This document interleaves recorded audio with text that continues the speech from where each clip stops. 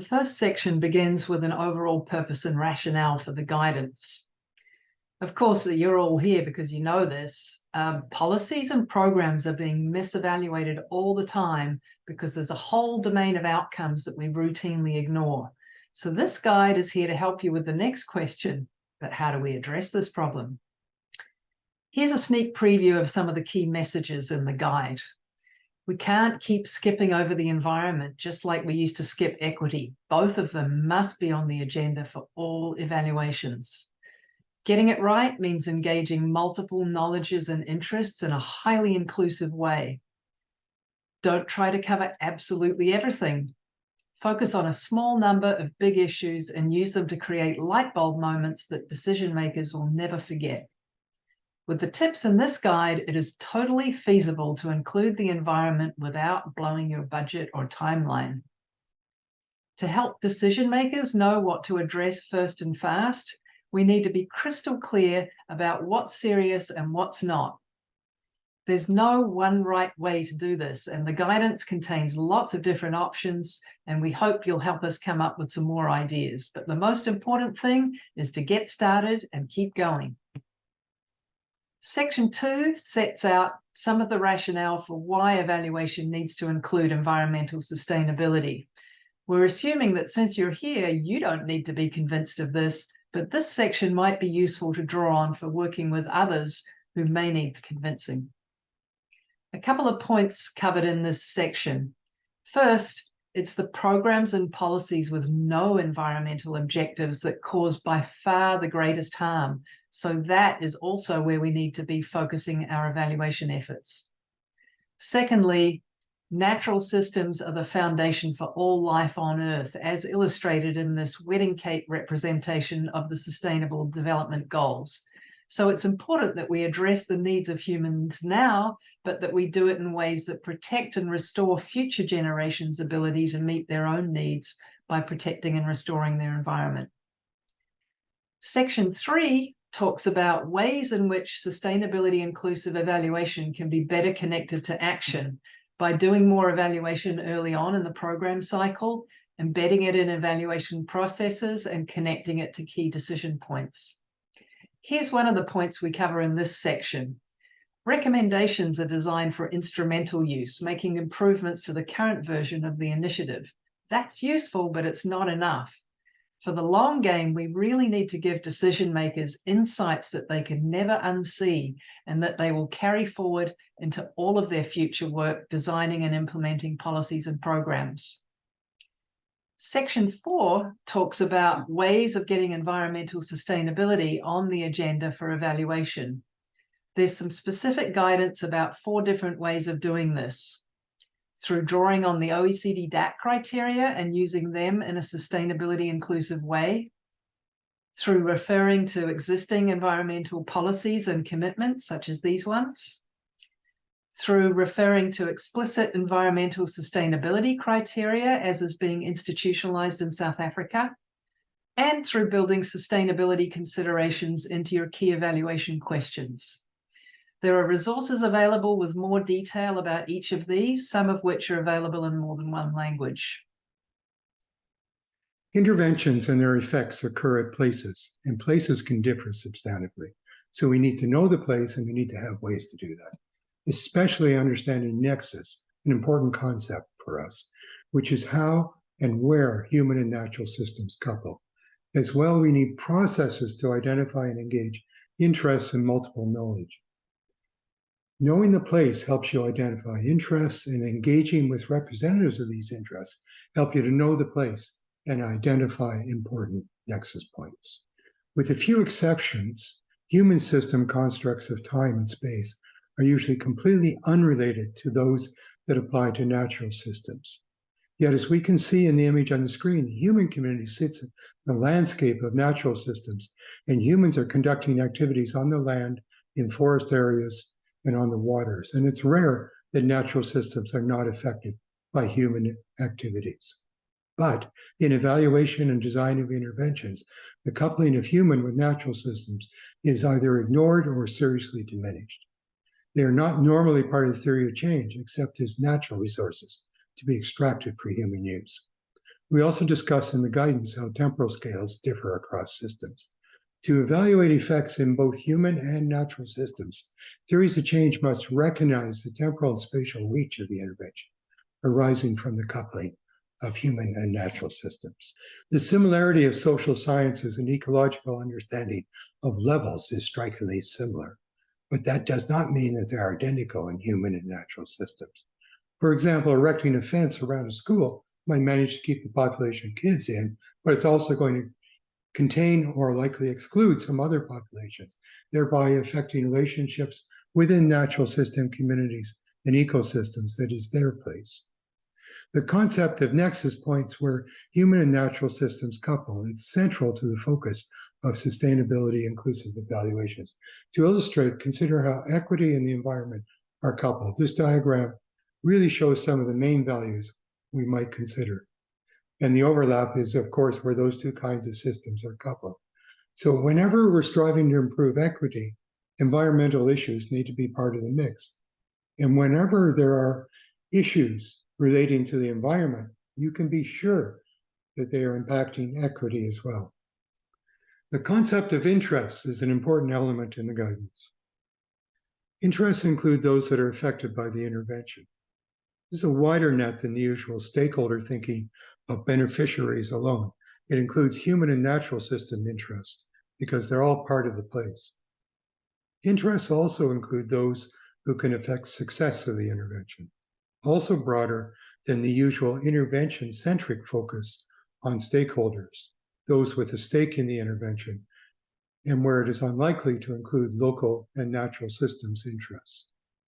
In the guidance, we talk about processes to engage representatives of all interests to facilitate understanding of the worldviews and priorities of the other interests and work together towards solutions that include those critically important issues for each of the interests.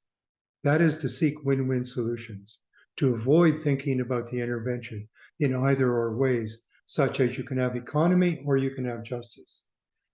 And these interests also bring knowledge that has value to the evaluation.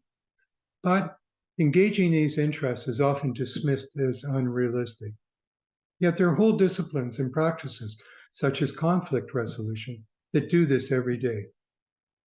To achieve the desired outcomes at the nexus, environmental justice, for example, we need to think in these win-win ways.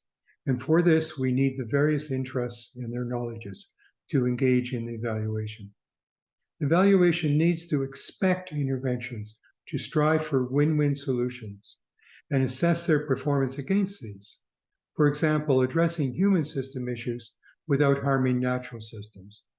Else, we're saying that it's okay to not have environmental justice. It's okay that some or many will suffer because the economy is better, or that those who did not cause the problem should bear the brunt of the effects and costs. This is, of course, challenging, and we're working on supplementary guidance for this. But it does happen every day, and unfortunately, evaluation often fails to recognize and give credit to this. I'll give you an example. In a recent International Fund for Agricultural Development evaluation, we observed that about 30% of their evaluations, which were addressing smallholder farmer adaptation to climate, about 30% were not harming natural systems. They were reaching and exceeding the do no harm level. An example is the large planting resilience strategy in Northeast Brazil, where the grim sustainability challenges in a semi-arid landscape are being addressed not through human system-focused approaches, such as trucking water and drip irrigation, but by adopting a win-win mindset. Interventions focusing on human system adaptation alone would at best slow the draws on the declining aquifers and would be unlikely to keep pace with the increasing drought conditions. The win-win response was to reverse the decline of aquifers by restoring the capacities of natural systems to consume less water and retain more water.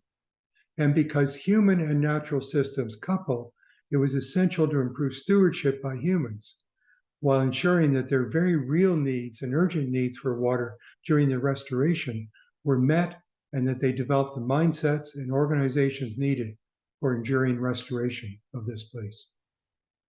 When we have a better understanding of the place and can draw on different knowledges and interests, we're then able to expand our theories of change to include natural systems. This involves identifying how our program, project, or policy might have environmental impacts.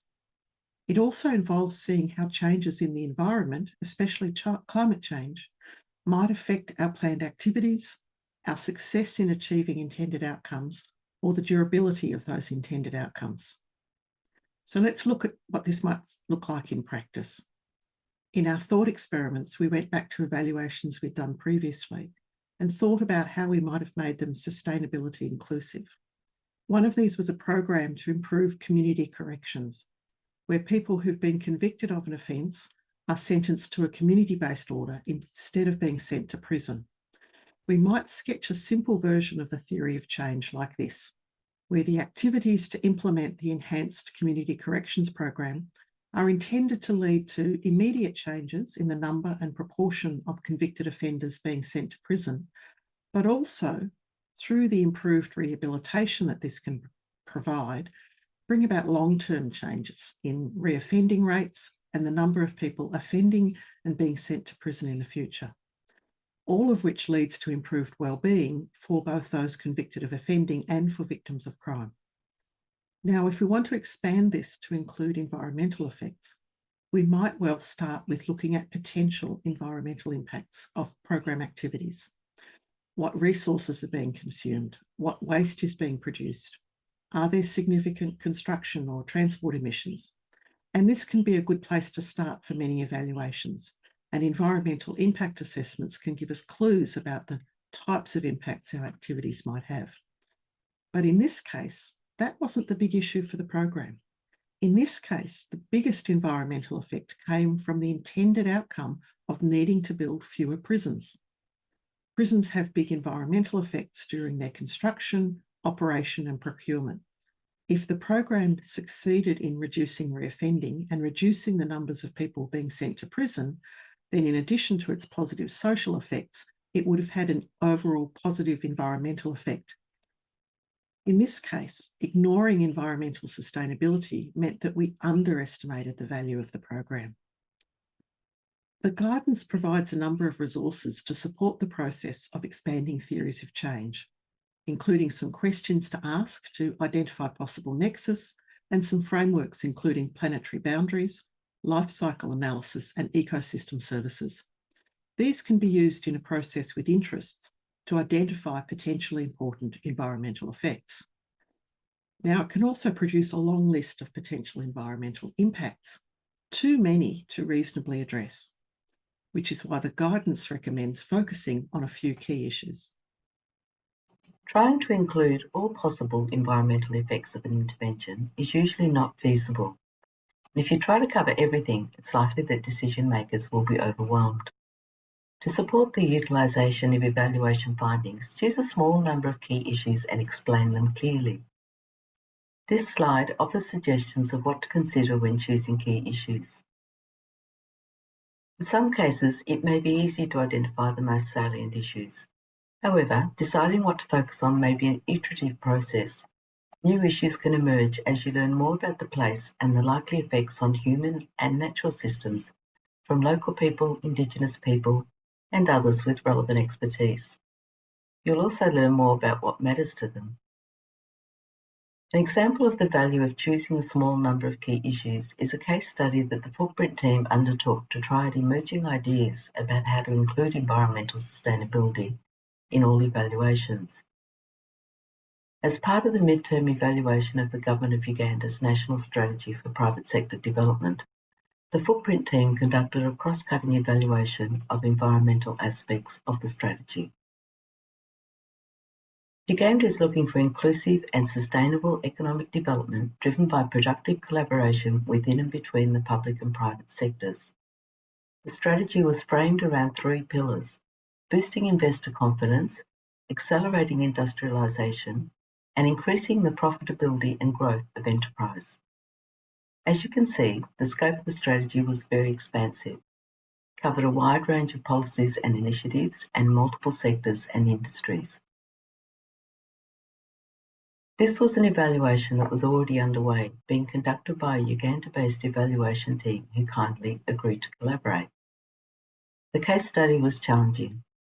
As mentioned, the evaluand was an expansive, multifaceted strategy, and there were no explicit environmental objectives for the strategy. Although there was reference to environment as a cross-cutting issue in the terms of reference, it was not directly addressed in the key evaluation questions. Due to the pandemic and significant unrest at the time, it wasn't possible to engage with diverse interests or to gather additional primary evidence. So it clearly wasn't feasible to cover the environmental effects of all aspects of the strategy, and we focused on electrification, industrial parks, and tanneries. The case study generated useful insights despite the challenges and constraints, and influenced the development of the new strategy. Recommendations from the case study included a requirement that all types of private sector development avoid negative environmental impacts, and that adequate monitoring, evaluation, and reporting systems be built into the strategy to ensure compliance with environmental management policies and legislation, and to manage the risk of negative environmental impacts, and, importantly, to maximise environmental repair where damage had already occurred.